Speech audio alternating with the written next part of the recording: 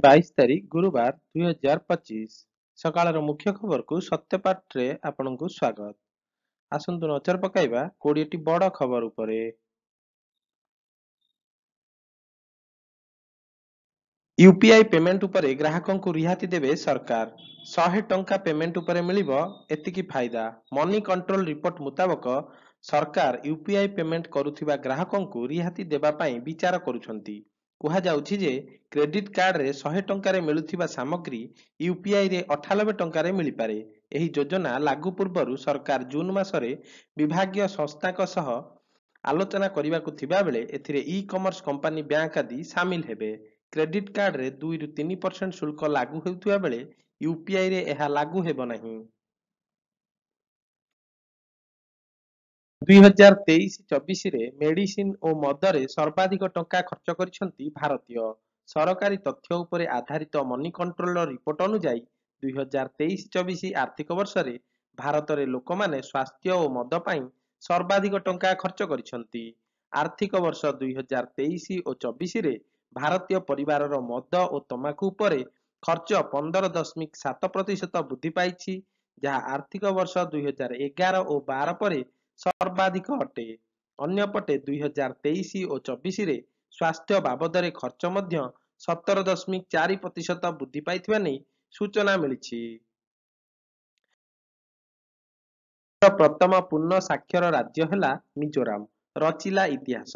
ମଙ୍ଗଳବାର ଦିନ ମୁଖ୍ୟମନ୍ତ୍ରୀ ଲାଲ ଦୁମୋହା ଘୋଷଣା କରିଛନ୍ତି ଯେ ମିଜୋରାମ ଉଲ୍ଲାସ ସମାଜରେ ସମସ୍ତଙ୍କ ପାଇଁ ଜୀବନବ୍ୟାପୀ ଶିକ୍ଷାକୁ ବୁଝିବା ପଦକ୍ଷେପ ଅଧୀନରେ ସମ୍ପୂର୍ଣ୍ଣ ସାକ୍ଷର ଘୋଷଣା କରିଥିବା ଭାରତର ପ୍ରଥମ ରାଜ୍ୟ ହୋଇଛି। ସେ କହିଛନ୍ତି, ଆଜି ଏକ ଐତିହାସିକ ମୁହୂର୍ତ୍ତ ଯାହା ଆମ ଲୋକଙ୍କ ସାମୂହିକ ଇଚ୍ଛାଶକ୍ତି, ଶୃଙ୍ଖଳା ଓ ଦୃଷ୍ଟିକୋଣକୁ ପ୍ରତିଫଳିତ କରେ। ଉଲ୍ଲାସ ଅଧୀନରେ ଏକ ରାଜ୍ୟ ସର୍ବନିମ୍ନ 95% ସାକ୍ଷରତା ହାର ହାସଲ କରିବା ପରେ ପୂର୍ଣ୍ଣ ସାକ୍ଷର ହୋଇଯାଏ। ସିଏସ୍କେ ବିପକ୍ଷରେ ଆର୍ଆର୍ ବିଜୟ ପରେ ଏମ୍ଏସ୍ ଧୋନିଙ୍କର ପାଦ ଛୁଇଁଲେ 14 ବର୍ଷୀୟ ବୈଭବ ସୂର୍ଯ୍ୟବଂଶୀ। ମଙ୍ଗଳବାର ଦିନ ସିଏସ୍କେକୁ 6 ୱିକେଟରେ ଆର୍ଆର୍ ହରାଇବା ପରେ ଆର୍ଆର୍ 14 ବର୍ଷୀୟ ଓପନର ବୈଭବ ସୂର୍ଯ୍ୟବଂଶୀ ସିଏସ୍କେର ଷ୍ଟାଣ୍ଡ-ଇନ୍ ଅଧିନାୟକ ଏମ୍ଏସ୍ ଧୋନିଙ୍କ ପାଦ ଛୁଇଁଥିଲେ, ଯାହାର ଭିଡିଓ ଆଇପିଏଲ୍ ସେୟାର କରିଥିବା ଦେଖିବାକୁ ମିଳିଛି। ସୂଚନା ଥାଉ କି ସୂର୍ଯ୍ୟବଂଶୀ ଏହି ମ୍ୟାଚରେ 33 ବଲରେ 97 ରନ୍ କରିଥିଲେ। ତେବେ ସିଏସ୍କେ ପ୍ରଥମେ ବ୍ୟାଟିଂ କରି 8 ୱିକେଟ ହରାଇ 187 ରନ୍ କରିଥିବା ବେଳେ ଆର୍ଆର୍ 17.1 ଓଭରରେ 4 ୱିକେଟ ହରାଇ 188 ରନ୍ କରିଥିଲା। ଆଗାମୀ 12 ଘଣ୍ଟାରେ ସୃଷ୍ଟି ହେବ ଲଘୁଚାପ, ପରବର୍ତ୍ତୀ 36 ଘଣ୍ଟାରେ ଅବପାତର ରୂପ ନେବ। ଆଗାମୀ 12 ଘଣ୍ଟା ମଧ୍ୟରେ ପୂର୍ବ କେନ୍ଦ୍ରୀୟ ଆରବ ସାଗରରେ ଲଘୁଚାପ ସୃଷ୍ଟି ହେବା ସହ ଘନୀଭୂତ ହୋଇ ଆଗାମୀ 36 ଘଣ୍ଟାରେ ଅବପାତରେ ପରିଣତ ହେବ। ଏନେଇ ପାଣିପାଗ ବିଜ୍ଞାନୀ ଉମାଶଙ୍କର ଦାସ ସୂଚନା ଦେଇଛନ୍ତି। ଉତ୍ତର କର୍ଣ୍ଣାଟକ, ଗୋଆ ଉପକୂଳ ଅଞ୍ଚଳରେ ବାୟୁମଣ୍ଡଳର ମଧ୍ୟଭାଗ ଯାଇ ଘୂର୍ଣ୍ଣିବଳୟ ସକ୍ରିୟ ରହିଥିବା ବେଳେ ଏହାର ପ୍ରଭାବରେ ଲଘୁଚାପ ସୃଷ୍ଟି ହେବ। ପରବର୍ତ୍ତୀ ସମୟରେ ଏହି ଲଘୁଚାପ କ୍ଷେତ୍ର ଉତ୍ତର ଦିଗରେ ଗତି କରି ଅବପାତର ରୂପ ନେବ। ଓ ବରିଷ୍ଠ ନାଗରିକଙ୍କ ଭତ୍ତା ବଢାଇଲେ ରାଜ୍ୟ ସରକାର। ଜୁନରୁ ମାସିକ ପାଇବେ 3,500 ଟଙ୍କା। ରାଜ୍ୟ ସରକାର ଦିବ୍ୟାଙ୍ଗ ଓ ବରିଷ୍ଠ ନାଗରିକଙ୍କ ଭତ୍ତା ବଢାଇଥିବା ବେଳେ ଜୁନ୍ ମାସରୁ ଏହି ଭତ୍ତା ମିଳିବ। ରାଜ୍ୟର 80 ବର୍ଷରୁ ଉର୍ଦ୍ଧ୍ୱ ବୟସ୍କ ଓ 80% ବା ତାଠାରୁ ଅଧିକ ଦିବ୍ୟାଙ୍ଗ ଏଣିକି ମାସକୁ 3,500 ଟଙ୍କା ଭତ୍ତା ପାଇବେ। ଏନେଇ ସମସ୍ତ ଡିଏସ୍ଏସ୍ଙ୍କୁ ରାଜ୍ୟ ସରକାର ନିର୍ଦ୍ଦେଶ ଦେଇଛନ୍ତି। ବିଜେପି ସରକାରର ଏହି ମହତ୍ୱାକାଂକ୍ଷୀ ଯୋଜନା ଦ୍ୱାରା ରାଜ୍ୟର 4,17,496 ଜଣ ହିତାଧିକାରୀ ଉପକୃତ ହେବେ ବୋଲି ମୁଖ୍ୟମନ୍ତ୍ରୀ ମୋହନ ଚରଣ ମାଝୀ କହିଛନ୍ତି। ଦେଖନ୍ତୁ ପିଏମ୍ ମୋଦି ଆସନ୍ତାକାଲି କେଉଁ ରାଜ୍ୟରେ କେତୋଟି ଅମୃତ ଭାରତ ଷ୍ଟେସନର ଉଦ୍ଘାଟନ କରିବେ? ପ୍ରଧାନମନ୍ତ୍ରୀ ନରେନ୍ଦ୍ର ମୋଦି ଆଜି ଅର୍ଥାତ୍ ମେ 22ରେ ରାଜସ୍ଥାନର ବିକାନେରରୁ 18ଟି ରାଜ୍ୟରେ 3ଟି ଅମୃତ ଭାରତ ଷ୍ଟେସନର ଉଦ୍ଘାଟନ କରିବେ। ସରକାରଙ୍କ ଦ୍ୱାରା ପ୍ରକାଶିତ ମାନଚିତ୍ର ଅନୁସାରେ ଏହି ରେଳ ଷ୍ଟେସନଗୁଡ଼ିକ ମଧ୍ୟରେ ଉତ୍ତର ପ୍ରଦେଶର ସର୍ବାଧିକ 19ଟି ଥିବାବେଳେ ଗୁଜରାଟର 18ଟି ଷ୍ଟେସନ ରହିଛି। ସେହିପରି ତାଲିକାରେ ମହାରାଷ୍ଟ୍ରର 15ଟି, ତାମିଲନାଡୁର 9ଟି, ରାଜସ୍ଥାନର 8ଟି ରେଳ ଷ୍ଟେସନ ରହିଛି। ଅନ୍ୟପଟେ ଛତିଶଗଡ଼ର 5ଟି ଓ କର୍ଣ୍ଣାଟକର 5ଟି ମଧ୍ୟ ଷ୍ଟେସନ ରହିଛି। ମଧ୍ୟରେ ଭାରତ ଛାଡିବାକୁ ପାକିସ୍ତାନ ହାଇ କମିଶନର ଆଉ ଜଣେ ଅଧିକାରୀଙ୍କୁ ନିର୍ଦ୍ଦେଶ। ଭାରତ ବୁଧବାର ଦିନ ଦିଲ୍ଲୀ ସ୍ଥିତ ପାକିସ୍ତାନ ହାଇ କମିଶନରେ କାର୍ଯ୍ୟରତ ଜଣେ ପାକିସ୍ତାନୀ ଅଧିକାରୀଙ୍କୁ ଭାରତରେ ତାଙ୍କ ସରକାରୀ ମର୍ଯ୍ୟାଦା ସହିତ ନଥିବା କାର୍ଯ୍ୟକଳାପରେ ଲିପ୍ତ ରହିଥିବାରୁ ପର୍ସୋନା ନନ୍ ଗ୍ରାଟା ଘୋଷଣା କରିଛି। ସେହିପରି ଉକ୍ତ ଅଧିକାରୀଙ୍କୁ 24 ଘଣ୍ଟା ମଧ୍ୟରେ ଭାରତ ଛାଡିବାକୁ କୁହାଯାଇଥିଲା ସୂଚନା ମିଳିଛି। ପୂର୍ବରୁ ଗୁପ୍ତଚର କାର୍ଯ୍ୟରେ ସାମିଲ ଥିବାରୁ ଭାରତ ମେ 13ରେ ପାକିସ୍ତାନ ହାଇ କମିଶନର ଜଣେ ଅଧିକାରୀଙ୍କୁ ପର୍ସୋନା ନନ୍ ଗ୍ରାଟା ଘୋଷଣା କରିଥିଲା। ବେଜୋସଙ୍କ ବିବାହରେ ପ୍ରତି ଅତିଥିଙ୍କ ପାଇଁ ଖର୍ଚ୍ଚ ହେବ 42,200,000 ଗେଷ୍ଟ ହେବେ ସାମିଲ। ରିପୋର୍ଟ ମୁତାବକ ଆମାଜନର ପ୍ରତିଷ୍ଠାତା ଜେଫ୍ ବେଜୋସ ଆସନ୍ତା ମାସରେ ତାଙ୍କର ମଙ୍ଗେତର ଲରେନ୍ ସାଞ୍ଚେଜଙ୍କୁ ଇଟାଲୀରେ ବିବାହ କରିବେ। ବିବାହ ପାଇଁ ପ୍ରାୟ $11 ମିଲିୟନ ଖର୍ଚ୍ଚ ହେବ ଏବଂ ଏଥିରେ ମାତ୍ର 200 ଜଣ ଅତିଥି ସାମିଲ ହେବେ, ଯେଉଁମାନଙ୍କ ମଧ୍ୟରେ Ivanka Trump, Kim Kardashian, Bill Gates ଓ ଓପ୍ରା ୱିନଫ୍ରେ ସାମିଲ ହୋଇପାରନ୍ତି। ରିପୋର୍ଟ ମୁତାବକ ପ୍ରତି ଅତିଥିଙ୍କ ପାଇଁ ପ୍ରାୟ 42 ଲକ୍ଷ ଟଙ୍କା ଖର୍ଚ୍ଚ ହେବ।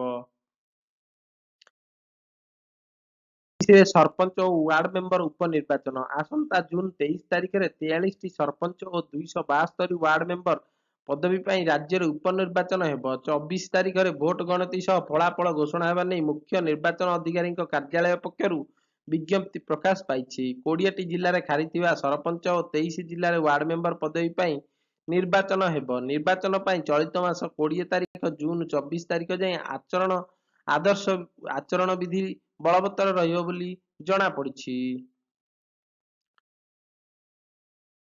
ଲବ ହାଁସଦାଙ୍କ ଝିଅର ଡିଏନଏ ଟେଷ୍ଟ ପାଇଁ ଦାବି କଲେ ପରିବାର ଲୋକ। ୟୁଟ୍ୟୁବର ଲବଙ୍କର ପତ୍ନୀ ଓ ଝିଅ ଗଣମାଧ୍ୟମରେ ନ୍ୟାୟ ମାଗୁଥିବା ବେଳେ ତାଙ୍କ ବିରୁଦ୍ଧରେ ଲବଙ୍କ ପରିବାର ସ୍ୱର ଉଠାଇଛନ୍ତି। ପରିବାର ପକ୍ଷରୁ କୁହାଯାଇଛି ଯେ ଝିଅ ଲବଙ୍କର ହୋଇନଥିବା ବେଳେ 2014 ମସିହାରେ ବିବାହ କରିଥିଲେ। କିଛି ଦିନ ପରେ ଲବର ସ୍ତ୍ରୀ ନିଜ ବାପଘରୁ ପଳାଇବା ସହ ଲବ ଆଣିବାକୁ ଯାଇଥିଲେ ମଧ୍ୟ ସେ ଆସିନଥିଲେ। କିନ୍ତୁ 2015 ଅକ୍ଟୋବରରେ ସେ ଘରକୁ ଫେରିବା ବେଳେ 4 ମାସର ଗର୍ଭବତୀ ଥିଲେ ଓ ଝିଅର ଡିଏନଏ ଟେଷ୍ଟ କଲେ ସତ ଜଣାପଡ଼ିବ ବୋଲି ତାଙ୍କ ଭଉଣୀ କହିଛନ୍ତି। ଖାଇଲା ଭାରତୀୟ ସେନା ଓ 3 ମାସର ଦରମା ଦେଲେ କଣ୍ଟାବାଞ୍ଜି ବିଧାୟକ ଲକ୍ଷ୍ମଣ ବାଗ। ଅପରେସନ ସିନ୍ଦୁରର ସଫଳତା ନେଇ ଭାରତୀୟ ସେନା ଉଦ୍ଦେଶ୍ୟରେ ନିଜର 3 ମାସର ଦରମା ଦେଇଛନ୍ତି କଣ୍ଟାବାଞ୍ଜି ବିଧାୟକ ଲକ୍ଷ୍ମଣ ବାଗ। ଆତଙ୍କବାଦ ବିରୁଦ୍ଧରେ ଭାରତ ପକ୍ଷରୁ ହୋଇଥିବା ଏହି ଅପରେସନକୁ ସାରା ଦେଶରୁ ସମର୍ଥନ ମିଳୁଥିବା ବେଳେ କଣ୍ଟାବାଞ୍ଜି ବିଧାୟକ ମଧ୍ୟ ଏହାକୁ ପ୍ରଶଂସା କରିଛନ୍ତି। ସ୍ଥାନୀୟ ପୂର୍ତ୍ତ ବିଭାଗ ଡାକବଙ୍ଗଳାରେ ଅନୁଷ୍ଠିତ କାର୍ଯ୍ୟକ୍ରମରେ ସେ ସେନା ଉଦ୍ଦେଶ୍ୟରେ ପ୍ରଧାନମନ୍ତ୍ରୀଙ୍କ ଜାତୀୟ ରିଲିଫ ପାଣ୍ଠିକୁ ଏହି ଟଙ୍କା ପ୍ରଦାନ କରିଥିବା ଦେଖିବାକୁ ମିଳିଛି। ଆତଙ୍କବାଦର ଜନ୍ମଦାତା ପୀଡ଼ିତ ହେବାର ଅଭିନୟ କରୁଛି ଡବ୍ଲ୍ୟୁଏଚ୍ଓରେ କହିଲା ଭାରତ। ଭାରତୀୟ କୂଟନୀତିଜ୍ଞ ଅନୁପମା ସିଂହ ବିଶ୍ୱ ସ୍ୱାସ୍ଥ୍ୟ ସଂଗଠନ ଡବ୍ଲ୍ୟୁଏଚ୍ଓ ବୈଠକରେ ପାକିସ୍ତାନର ମୁଖା ଖୋଲି ଦେଇଛନ୍ତି। ସେ କହିଛନ୍ତି ଯେ ପାକିସ୍ତାନ ହିଁ ଆତଙ୍କବାଦୀକୁ ପାଳିଥାଏ ଏବଂ ନିଜକୁ ପୀଡ଼ିତ ଭାବରେ ପ୍ରଦର୍ଶନ କରେ। ଆହୁରି ମଧ୍ୟ ପାକିସ୍ତାନ ସିନ୍ଧୁ ଜଳ ଚୁକ୍ତିନାମା ଉପରେ ମିଥ୍ୟା ପ୍ରଚାର କରୁଛି। ଉଲ୍ଲେଖନୀୟ ଯେ ଭାରତରେ ଏକ 7 ଜଣିଆ ପ୍ରତିନିଧି ଦଳ 32ଟି ଦେଶ ଗସ୍ତ କରି ପାକିସ୍ତାନ ପ୍ରାୟୋଜିତ ଆତଙ୍କବାଦ ଓ ଅପରେସନ ସିନ୍ଦୁର ବିଷୟରେ ବିଶ୍ୱକୁ ଅବଗତ କରାଇବେ। ଆଇପିଏଲ୍ 2025 ପ୍ଲେ-ଅଫରେ ସ୍ଥାନ ପକ୍କା କଲା ମୁମ୍ବାଇ ଇଣ୍ଡିଆନ୍ସ। ବୁଧବାର ଆଇପିଏଲ୍ ମ୍ୟାଚରେ ମୁମ୍ବାଇ ଇଣ୍ଡିଆନ୍ସ ଦିଲ୍ଲୀ କ୍ୟାପିଟାଲ୍ସରୁ 59 ରନରେ ପରାସ୍ତ କରିଛି। ଏହି ବିଜୟ ସହ ମୁମ୍ବାଇ ଇଣ୍ଡିଆନ୍ସ ଆଇପିଏଲ୍ 2025 ପ୍ଲେ-ଅଫରେ ଚତୁର୍ଥ ଦଳ ଭାବରେ ଯୋଗ୍ୟତା ଅର୍ଜନ କରିଛି।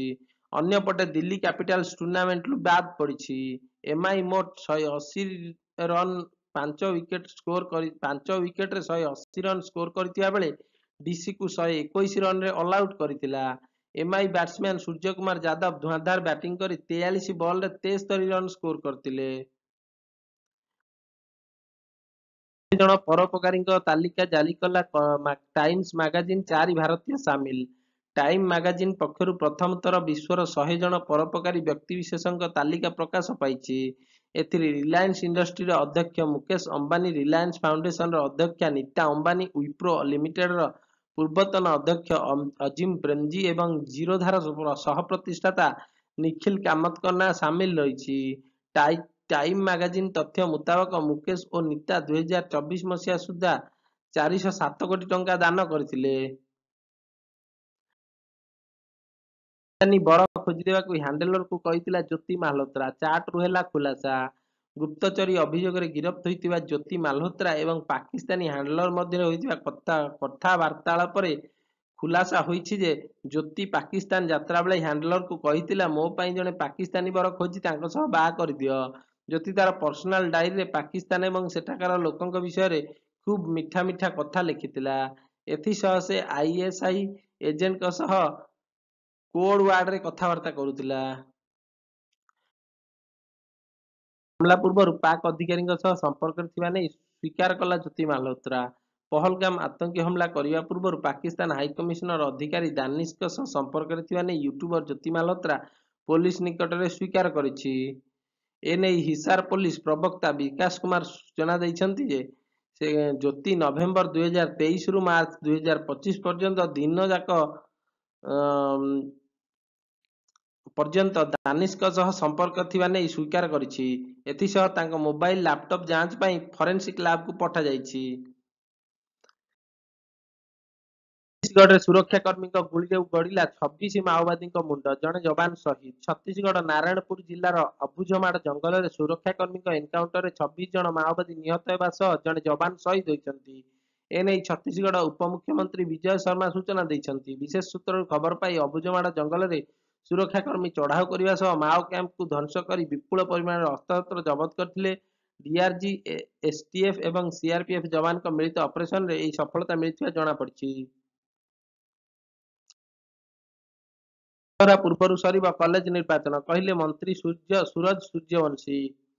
दशहरा पूर्व कैंपस निर्वाचन सरिब बोली उच्च शिक्षा मंत्री सूरज सूर्यवंशी बुधवार सूचना देइछन्ति। मंत्री कहिसन्ति कॉलेज इलेक्शन ପାଇଁ उच्च शिक्षा विभाग चिंता करुछि, एणु सठिक समय सब शेष करने को प्रयास जारी रखिछि। पूर्व सरकार समय कॉलेज निर्वाचन बंद थिबा बेले एहाकु नै असंतोष देखा दैथिला। प्रथम कॉलेज रे विशृंखला एवं पर कोरोनार आळ देखाई कैंपस निर्वाचन को बंद रखा जाइथिला। पहुंचले इसरोर अध्यक्ष डॉक्टर भी नारायण।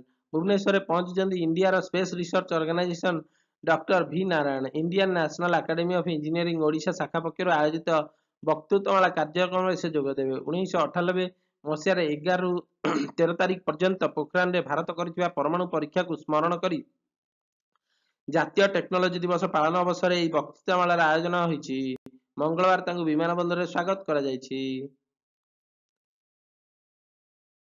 बड़ खबर को यही रखा। सकाळर मुख्य खबर पुणी नहीं आसबि आपण मानक आगକୁ आउ केतोटी नुआ खबर नहीं।